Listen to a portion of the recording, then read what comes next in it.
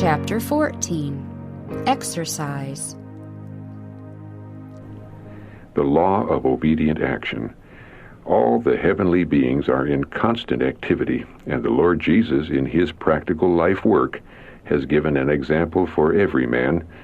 God has established in the heavens the law of obedient action. Note, the law of obedient action is worthy of careful study.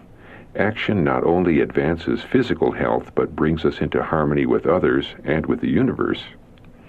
Silent but ceaseless, the objects of his creation do their appointed work.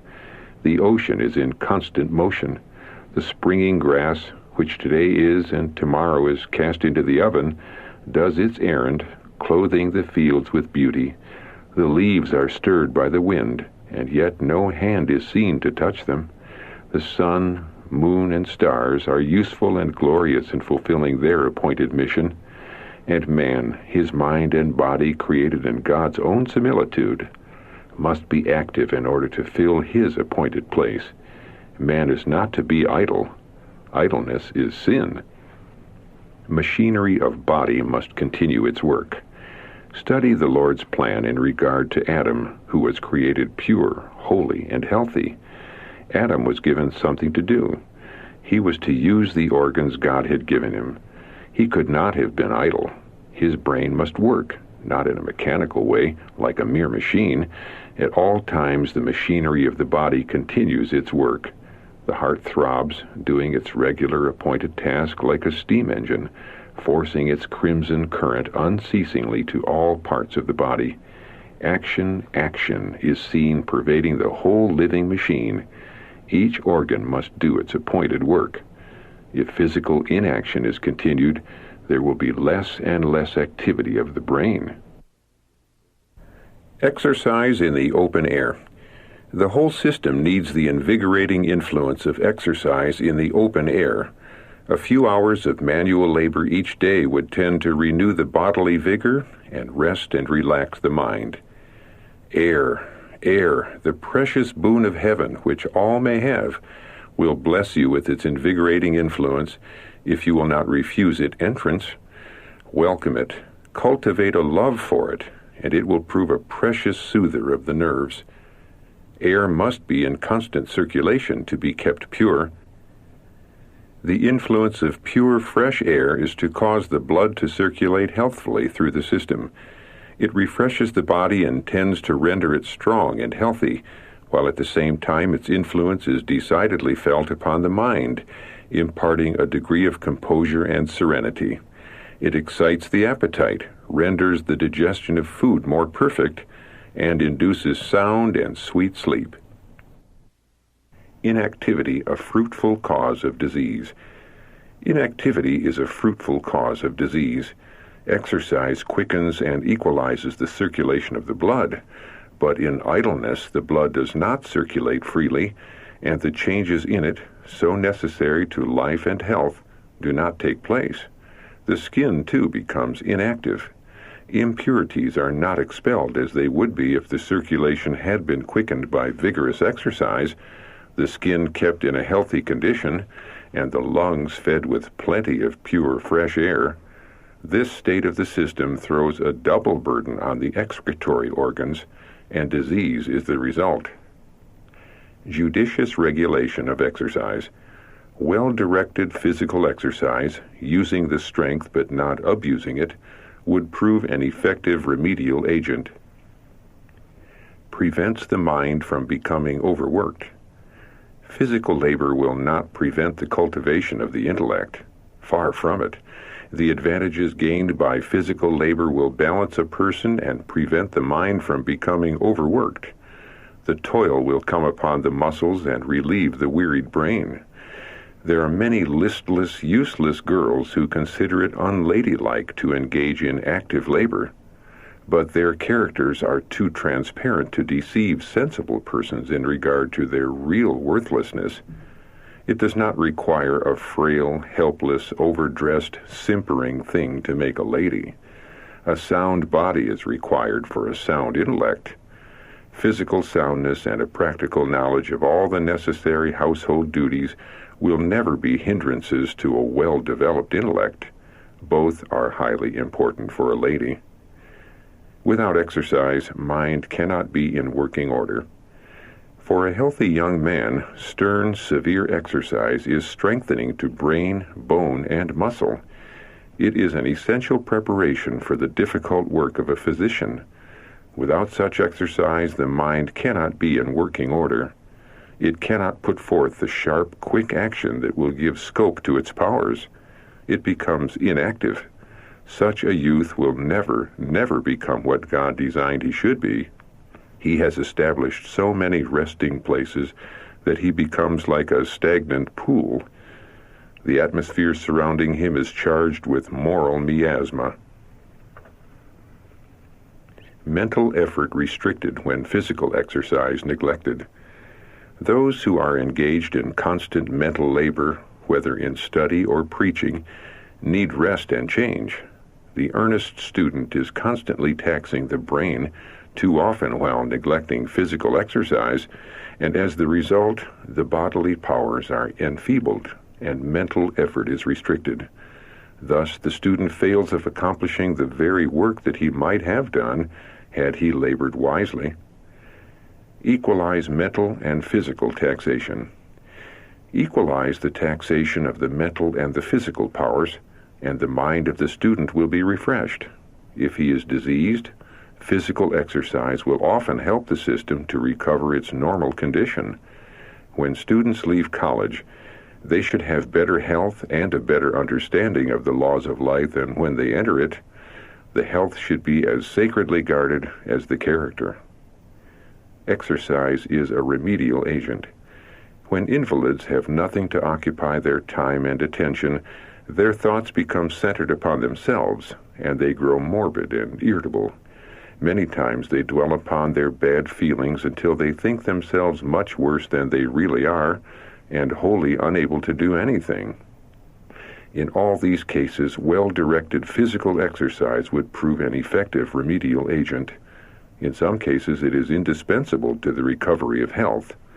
The will goes with the labor of the hands, and what these invalids need is to have the will aroused.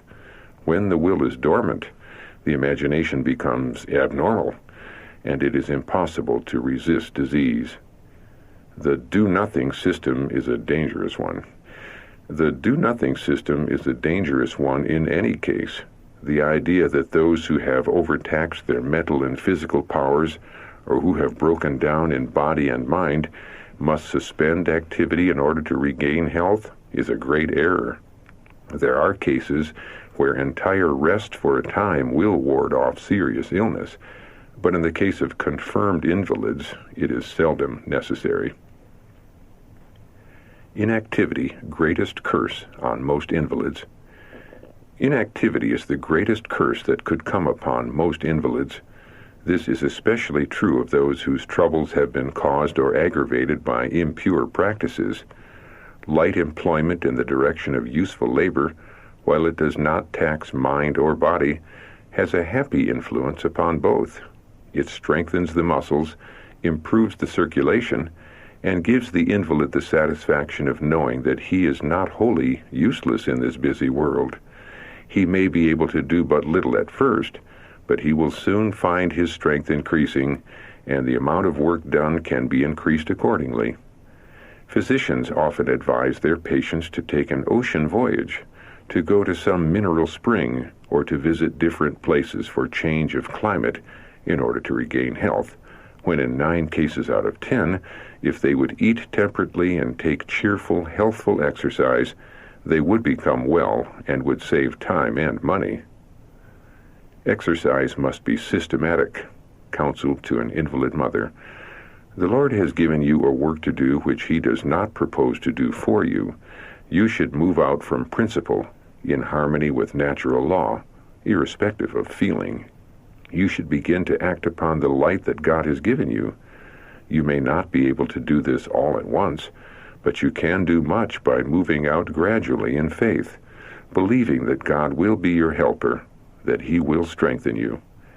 You could exercise in walking and in performing duties requiring light labor in your family and not be so dependent upon others. The consciousness that you can do will give you increased strength. If your hands were more employed and your brain less exercised in planning for others, your physical and mental strength would increase. Your brain is not idle, but there is not corresponding labor on the part of the other organs of the body. Exercise, to be of decided advantage to you, should be systematized and brought to bear upon the debilitated organs that they may become strengthened by use. The movement cure, that is massage, is a great advantage to a class of patients who are too feeble to exercise, but for all who are sick to rely upon it, making it their dependence, while they neglect to exercise their muscles themselves, is a great mistake. Present flood of corruption, result of abused bodies and minds. The flood of corruption that is sweeping over our world is the result of the misuse and abuse of the human machinery. Men, women, and children should be educated to labor with their hands. Then the brain will not be overtaxed to the detriment of the whole organism.